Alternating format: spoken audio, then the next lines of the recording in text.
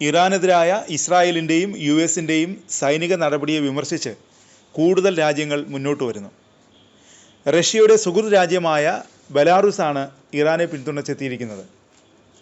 ഇറാനെതിരായ ആക്രമണങ്ങളിൽ യുഎസിനെയും ഇസ്രായേലിനെയും Belarus president Alexander Lukashenko ശക്തമായി വിമർശിച്ചു. ആക്രമണങ്ങൾ അന്താരാഷ്ട്ര നിയമം ലംഘിക്കുന്നതും ആഗോള സുരക്ഷയ്ക്ക് ഗുരുതരമായ ഭീഷണിയുമാണെന്ന് അദ്ദേഹം ആരോപിച്ചു. അത്തരം സൈനിക നടപടികൾ വിനാശകരമായ പ്രത്യാഘാതങ്ങൾ ഉണ്ടാക്കും. വാഷിംഗ്ടണും ടെലവീവും ഈ പ്രത്യാഘാതങ്ങളെ നേരിടാനുള്ള ശേഷി തങ്ങൾക്കുണ്ടെന്ന് വിശ്വസിക്കുന്നത് എന്തുകൊണ്ടാണെന്നും അദ്ദേഹം ചോദിച്ചു.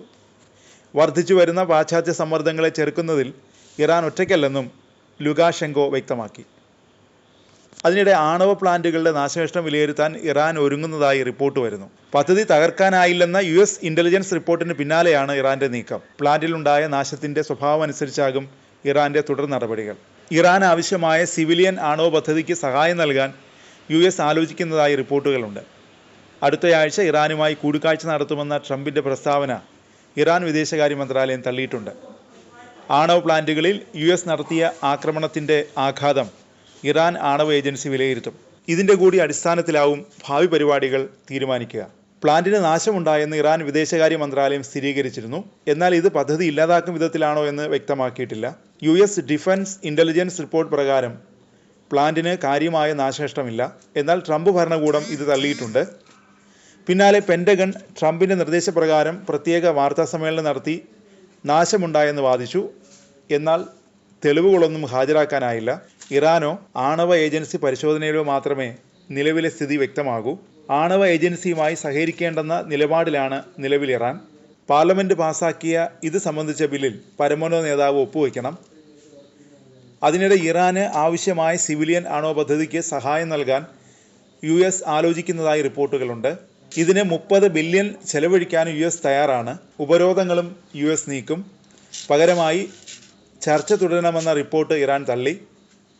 രാജ്യത്തിനകത്ത് ചർച്ചകൾക്ക് ശേഷമേ തീരുമാനമെടുക്കൂ എന്നാണ് ഇറാന്റെ നിലപാട്. ആണവ പ്രവർത്തനങ്ങൾ പുനരാരംഭിച്ചാൽ ഇറാനിൽ വീണ്ടും ബോംബിടുമെന്നാണ് ട്രംപ് ഭീഷണി മുഴക്കിയത്. ഇസ്രായേലുമായുള്ള 12 ദിവസത്തെ യുദ്ധത്തിൽ ഇറാൻ വിജയിച്ചുവെന്ന് ഇറാൻ പരമോന്നത നേതാവ് ആയത്തുള്ള അലി ഖമേനി പ്രഖ്യാപിച്ചിരുന്നു. പിന്നാലെയാണ് ഭീഷണിയുമായി ട്രംപ് എത്തിയത്. ഖമേനിയെ മരണത്തിൽ നിന്ന് രക്ഷിച്ചത് താനാണെന്നും ട്രംപ് അവകാശപ്പെട്ടു. യുദ്ധത്തിൽ വിജയിച്ചെന്ന ഖമേനിയുടെ അവകാശവാദം കള്ളമാണെന്നും ട്രംപ് പറഞ്ഞു. അയാളുടെ രാജ്യം നശിപ്പിക്കപ്പെട്ടു. അദ്ദേഹത്തിൻ്റെ 3 ദുഷ്ട ആണവ കേന്ദ്രങ്ങൾ ഇല്ലാതാക്കി. അദ്ദേഹം എവിടെയാണ് അഭയം പ്രാപിച്ചിരിക്കുന്നതെന്ന് എനിക്ക് കൃത്യമായി അറിയാമായിരുന്നു. ഇസ്രായേലിനെയും ലോകത്തിലെ ഏറ്റവും വലുതും ശക്തവുമായ US സായുധ സേനയെയും അദ്ദേഹത്തിൻ്റെ ജീവിതം അവസാനിപ്പിക്കാൻ ഞാൻ അനുവദിച്ചില്ല. ട്രൂ സോഷ്യൽ മീഡിയ പോസ്റ്റിൽ ട്രംപ് വ്യക്തമാക്കി. ആണവ പദ്ധതികളുമായി മുന്നോട്ട് പോവുകയാണെങ്കിൽ ഇനിയും ഇറാനെ ആക്രമിക്കുമെന്നും അദ്ദേഹം പറഞ്ഞു. ഇന്റർനാഷണൽ അറ്റോമിക് എനർജി ഏജൻസി ഇറാനിൽ പരിശോധനകൾ നടത്തണമെന്നും ട്രംപ് ആവശ്യപ്പെട്ടു. ഇതിനിടെ ഗസയിൽ ഒരാഴ്ചയ്ക്കുള്ളിൽ വെടിനിർത്തൽ സാധ്യമാകുമെന്ന് ട്രംപ് വ്യക്തമാക്കി. ഓവൽ ഓഫീസിൽ മാധ്യമപ്രവർത്തകരോട് സംസാരിക്കുന്നതിനിടെയായിരുന്നു അദ്ദേഹത്തിൻ്റെ ഈ വെളിപ്പെടുത്തൽ.